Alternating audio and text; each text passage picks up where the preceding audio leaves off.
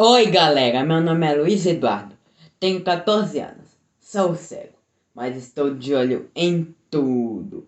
Então vamos falar de futebol. Galera, hoje eu trouxe um convidado.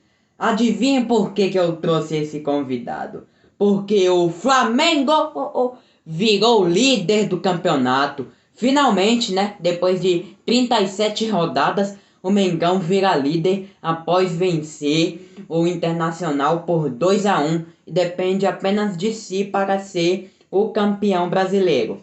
Além de eu falar sobre esse jogo, eu vou repercutir um pouco os jogos mais importantes, né? Que no caso, além desses, são da parte de baixo da tabela, entre o jogo do Vasco, do Corinthians, o do Bahia e o do Goiás.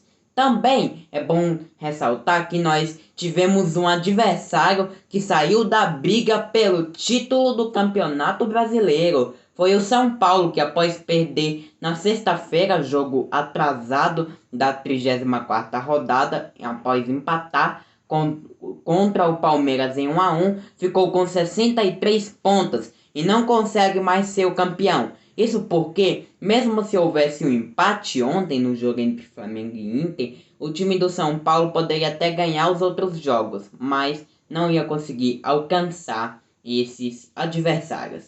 Para o São Paulo ser campeão, ele teria que vencer o jogo contra o Palmeiras, vencer o jogo contra o Botafogo, que muito provavelmente iria acontecer, né? Porque o Botafogo já está rebaixado, já começou a dar férias para os seus jogadores e a reformular o elenco para a Série B. E torcer para um empate no jogo entre Flamengo e Inter, vencer o Flamengo lá no Morumbi e torcer para o Inter perder. Que combinação difícil, hein, torcedor tricolor? Eu acho que uma equação lá do ensino médio é mais fácil do que essa combinação de resultados que o time do São Paulo precisava, né? Mas aconteceu ontem, pessoal, o jogo entre Flamengo e Internacional, o grande jogo esperado da rodada. Tivemos um espetáculo dentro de campo e fora uma situação inusitada. O Rodinei foi emprestado para o time do Inter, mas para ele jogar contra o Flamengo, o time do Inter tem que pagar uma multa de R$ 1 milhão até 24 horas após a partida e tem que ser à vista. Sabe o que aconteceu? O Rodinei entrou em campo quando um torcedor colorado bilionário, o torcedor colorado é o dono de quase toda a soja do Mato Grosso, pagou R$ 1 milhão só para o Rodinei estar em campo. Na boa, pessoal, eu não tô criticando ele, nem nada do tipo, ele tem o dinheiro dele, ele faz o que quiser com o dinheiro. Mas, poxa, não daria para fazer algo melhor com o dinheiro do que pagar R$ 1 milhão? Tudo bem que o cara é bilionário, mas mesmo assim, pô.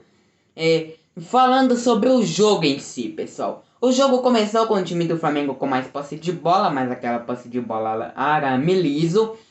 E o time do Internacional marcando bastante, pessoal. Mas só que o time do Flamengo conseguia se desvencilhar até facilmente dessa marcação do Inter. Até que aos 9 minutos do primeiro tempo, num contra-ataque do Inter, que era essa a estratégia do Inter, fazer uma muralha na zaga e partir para o contra-ataque com tudo, como se fosse um ônibus de 200 por hora. No contra-ataque, o Gustavo Henrique faz um pênalti que de certa forma é incontestável e o Inter faz 1-0.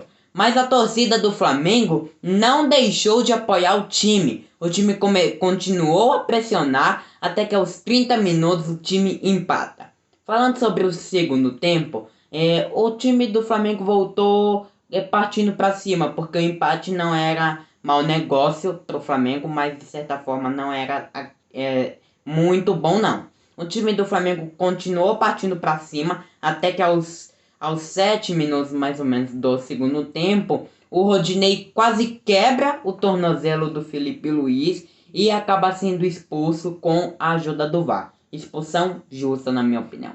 O time continuou pressionando até que fez o segundo gol. E a partir daí, o time do Inter se perdeu quase que completamente no jogo. O time do Flamengo ainda teve 2 gols anulados que, na minha opinião, não eram para ser anulados, mas isso não atrapalhou a vitória do Mengão, que agora depende apenas de si para ser campeão. Se o Flamengo vencer, o Inter vencer, mesmo assim, o Flamengo é campeão.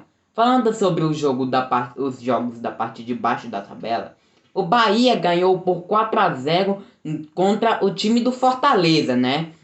E nesse caso foi a 41 pontos, botando a pressão para o time do Vasco, que nesse caso precisava vencer para tentar escapar do rebaixamento.